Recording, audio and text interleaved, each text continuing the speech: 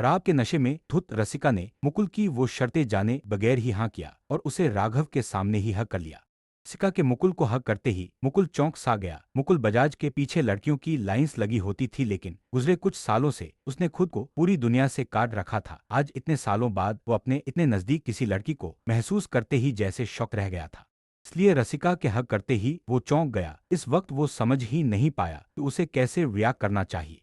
कुछ पल यूं ही गले लगे रहने के बाद जैसे मुकुल को होश आया, उसने जल्दी से पास ही खड़े अपने मैनेजर अभिषेक को इशारे से अपने पास बुलाया और कहा, अभिषेक, माम को उनके घर तक ड्रॉप कर दो।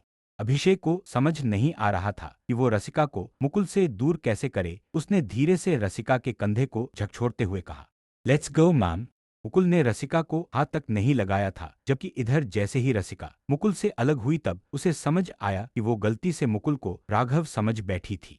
उसने कुछ शर्मिंदगी भरे लहजे में कहा, I am sorry mister Bajat, मुझे लगा कि। अपनी बात अधूरी छोड़कर ही रसिका ने आंसू भरी आंखों से कुछ दूर खड़े राघव को देखा और वहां से निकल गई।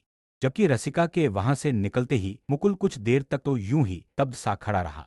वहीं दूसरी तरफ मेन गेट की तरफ बढ़ती रसिका की नजर एक बार फिर राघव पर पड़ी। नशे में उसे कुछ समझ में ही नहीं आ रहा था। वो एकदम से जाते जाते मुड़ी और सबके सामने जाकर राघव से लिपट गई, फिर उसे अपनी हथेली दिखाते हुए नशीली आवाज में बोली, देखो ना राघव, मुझे चोट लगी है, प्लीज मुझे घर तक तुम ड्रॉप कर दो ना, मैं तुम्हारे साथ ही घर जाऊंगी। महसूस करते ही राघव एक पल के लिए सकपका गया। सुचेता समेत आसपास खड़े सारे लोग राघव को घूरे जा रहे थे। उसने धीरे से रसिका को खुद से दूर करते हुए कहा, रसिका, यू आर ड्रंक, तुम अभी होश में नहीं हो, प्लीज लीव मी। अभिषेक तुम्हें सेफली घर ड्रॉप कर देगा। नहीं, मैंने कहा ना, मुझे तुम्हारे साथ घर जाना है। रसिका इसी जिद पर अड़ी थी कि तभी राघव ने उसे सख्त हाथों से पकड़कर खुद से दूर झटक दिया और फिर अभिषेक को इशारे से रसिका को वहां से ले जाने के लिए कहा। अभिषेक धीरे से रसिका को वहां से लेकर निकल गया। अगले दिन सुबह न जाने कब हुई रसिका को कुछ पता ही नहीं चला। दिन के करीब 12 बज रहे थे और वो अब भी आंखें मूंदे हुए अपने बेड पर यूं ही पड़ी हुई थी कि तभी अचानक उसका फोन बजने लगा। रसिका ने बिना आंखें खोले ही फोन उठाया और नींद भरी आवाज में बोली, हेलो, कौन? रसिका अपना सिर पकड़कर धीरे से उठ के बैठी ही थी कि तभी फोन के दूसरी तरफ से किसी की आवाज सुनकर उसके होश ही उड़ गए। आई डार्लिंग, कल ही तो ब्रेकअप कर रही थी और आज इतनी जल्दी भूल गई। जो भी हो, कल पार्टी में तो तुमने गर्मी बढ़ा दी थी कसम से। अगर मेरे साथ सुचेता नहीं होती ना तो मैं तो खुद को संभाल ही नहीं पाता, वहीं दबोच लेता तुम। दूसरी तरफ से राघव ने ललचाए हुए छिछोरे अंदाज में कहा। रसिका एक पल के लिए सन्न रह गई। कल से पहले तक राघव उसके लिए पूरी दुनिया था और आज उसे ऐसा लग रहा था कि दुनिया में शायद ही कोई उससे ज्यादा घटिया इंसान बचा होगा। रसिका गहरी सांस लेते हुए बोली, ऐसे इंसान हो तुम, शेम ऑन यू। कल से पहले तो मैं तुम्हारी जिंदगी थी और आज तुम मुझसे इस अंदाज में बात कर रहे हो जैसे कि मैं तुम्हारी रखैल हूँ। कम से कम अब अपने होने वाले बच्चे के लिए तो सुधर जाओ। अरे इतना खर्चा किया है तुम्हारे ऊपर, ऐसे कैसे जाने दूं? और मैं तो ऐसा ही इंसान हूँ, मुझे बातों में मत उलझाओ, सीधे सीधे काम की बात सुन लो। मैं आज शाम को आ रहा हूँ तुम्हारी शाम रंगीन बनाने में, तुम और पूल का माहौल। और हाँ, मैं जो तुम्हारे लिए स्विट्जरलैंड से वो रेड वाली बिकनी लाया था ना, आज वही पहनना। उसमें तो तुम इतनी हॉट लगती हो कि आज पूल में भी आग लग जाएगी। राघव की हर एक बात रसिका के दिल में जैसे घाव पर घाव दिए जा रही थी। वो रुआंसी होते हुए बोली, मेरी गलती क्या है राघव? यही ना कि मैंने तुम पे भरोसा किया, तुमसे प्यार किया, ये जानने के बाद भी कि तुम पहले से मैरिड हो, सिर्फ तुम्हारी इस बात पर कि तुम सुचेता को डिवोर्स देने वाले हो। राघव चिढ़ते हुए बोला, देखो मेरे पास तुम्हारी बकवास सुनने का टाइम नहीं है, मिलते हैं शाम को। रसिका चीखते हुए बोली, तो दूर रहो ना मुझसे प्लीज अब। और नहीं राघव, मैं नहीं सह सकती इतने धोखे। रसिका रोते हुए वहीं फर्श पर बैठ गई, लेकिन राघव ने कॉल काट दिया था। कुछ देर तक वहीं फर्श पर बैठी फूट फूट के रो लेने के बाद रसिका ने अपने आंसू पोंछे और वो उठकर सीधे अलमारी खोल कर खड़ी हो गई। उसने वो रेड बिकनी निकाली और फिर एक एक करके राघव के दिए हुए सारे कपड़े निकाल कर बाहर निकाल दिए। बस अब बहुत हुआ, अब और बर्दाश्त नहीं कर सकती मैं, रसिका खुद से बोली। उसने वहीं पास में रखा हुआ सिगरेट का पैकेट और लाइटर उठाया और दूसरे हाथ में वो सारे कपड़े उठाकर बाहर ले गई।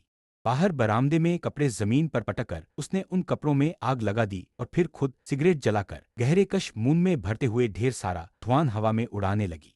दूसरी तरफ बजाज एंड सन्स में मीटिंग ओवर हो जाने के बाद जब मुकुल ने अपना फोन उठाकर देखा तो दिन के 2 बज रहे थे और उसकी दादी माँ बबीता की 6 मिस कॉल पड़ी हुई थी। मुकुल ने दादी को कॉल लगाया, दादी माँ, मैंने आपसे कहा था न कि मीटिंग 2 बजे खत्म होगी। दूसरी तरफ से दादी माँ की आवाज आई, हाँ तो तू अपनी दादी माँ को सिखाएगा। मैंने बस इतना याद दिलाने के लिए कॉल किया है, आज समय पर घर पहुंच जाना। कम से कम आज के दिन तो छुट्टी ले लेता, लोग जिंदगी चलाने के लिए काम करते हैं, लेकिन तूने तो काम को ही अपनी जिंदगी बना लिया है। मुकुल गहरी सांस लेते हुए बोला, बोला था न मैंने कि मैं समय पर पहुंच जाऊंगा, 6 बजे आप मुझे अपने सामने पाएंगी। इतना कहकर मुकुल ने कॉल काट दिया और इंटरकॉम से कॉल करके अपने मैनेजर अभिषेक को अपने केबिन में बुलाया। तुमने मिस रसिका को इन्फॉर्म कर दिया ना, आज शाम को 5 बजे हमें कोर्ट पहुंचना है। आई एम सॉरी सर, वो मैं बस। शट अप, तुम्हें पता है ना कि मुझे किसी भी काम को टालने से सख्त नफरत है। गेट लॉस्ट, मैं ही कॉल कर देता हूँ।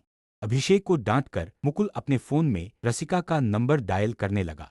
दूसरी तरफ रसिका के सामने पड़े सारे कपड़े जलकर राख हो चुके थे। वो अब तक खुद को धुएं के कश में डुबोए हुए वहीं बरामदे की सीढ़ियों पर बैठी हुई थी।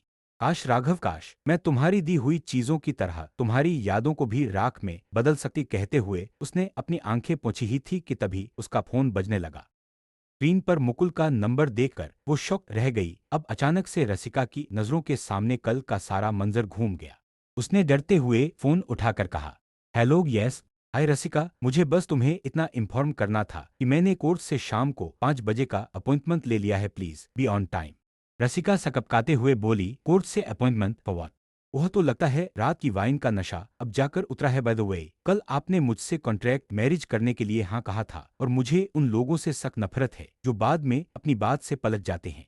मैं तुम्हें शार्प 4:30 PM पर रिसीव करने पहुंच जाऊंगा, तुम तैयार रहना। इससे पहले कि रसिका कुछ बोल पाती मुकुल ने फोन रख दिया था। कल नशे में की हुई हरकत को अब रसिका ने सीरियसली लिया था। रसिका की समझ में नहीं आ रहा था कि वो अब क्या करे। रात में मैंने गुस्से में मुकुल बजाज से कॉन्ट्रैक्ट मैरिज के लिए हाँ तो कर दिया, लेकिन क्या मैंने ये फैसला कुछ ज्यादा जल्दबाजी में नहीं ले लिया? मुझे मिस्टर बजाज से कुछ वक्त मांग लेना चाहिए ताकि मैं इसके बारे में एक बार फिर से सोच सकूं। रसिका ने जैसे तय करते हुए खुद से कहा, लेकिन अगले ही पल वो एक बार फिर परेशान होकर इधर उधर टहलने लगी। मन में अचानक से राघव का चेहरा उभर आया था। रसिका, अगर तूने ये शादी नहीं की तो राघव हर शाम अपनी मनमानी चलाएगा। वो जब चाहे तब आकर तेरे दिल और तेरे जिस्म पे ऐसे जख्म देगा जो नासूर बनके रह जाएंगे। अब बस ये शादी ही तुझे बचा सकती है, और कौन सा ये शादी सच्ची शादी है? बस कुछ समय की ही तो बात है, उसके बाद तू इससे भी फ्री हो जाएगी। बस अब यही एक रास्ता बचा है। इस उधेड़बुन में रसिका ने अंदर जाकर जब घड़ी की तरफ देखा तो शाम के 4:15 बज चुके थे। तभी अचानक से रसिका के फोन पर मैसेज आया। रसिका ने मैसेज खोल कर देखा तो राघव ने लिखा था, मुझसे चालाकी करने की कोशिश मत करना, वरना मुझे तुम्हें आसमान से गिरा के मिट्टी में मिलाने में वक्त नहीं लगेगा, क्योंकि तुम्हारे उस संगमरमर से जिस्म पर सिर्फ और सिर्फ राघव का हक है। आज तो जी भर के प्यार करूंगा, सो बी रेडी। राघव का मैसेज पढ़ के रसिका डर के मारे अंदर तक कांप गई, और यही वो पल था जब उसने फैसला ले लिया कि उसे क्या करना है।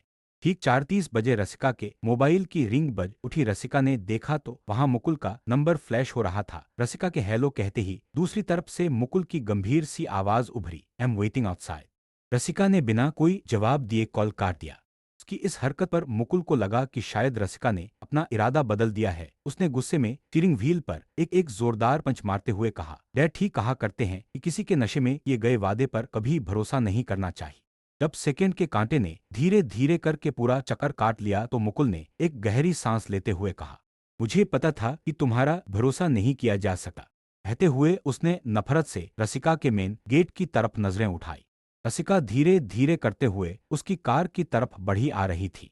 उसने रेड कलर की साड़ी पहनी हुई थी, खुले हुए सिल्की बाल उसकी कमर को चूम रहे थे। उसकी भूरी आंखें जो कि रो रो कर सूज गई थी, उन्हें काजल की स्याही से छिपाने की कोशिश की गई थी। उसकी नजरें दर्द और डर के भार से झुकी हुई थी। कुछ पलों तक मुकुल उसे देखता रह गया, लेकिन तभी रसिका ने ग्लास विंडो पर नॉक किया तो जैसे वो अपने ख्यालों से जागा। जबकि रसिका कार के बाहर खड़े होकर मुकुल के कार अनलॉक करने का इंतजार कर रही थी, तभी रोड के दूसरी तरफ देखकर वो कांप सी गई। राघव की कार उसकी तरफ बढ़ती चली आ रही थी। अगला मोमेंट सोचकर ही रसिका की जैसे रूह कांप सी गई।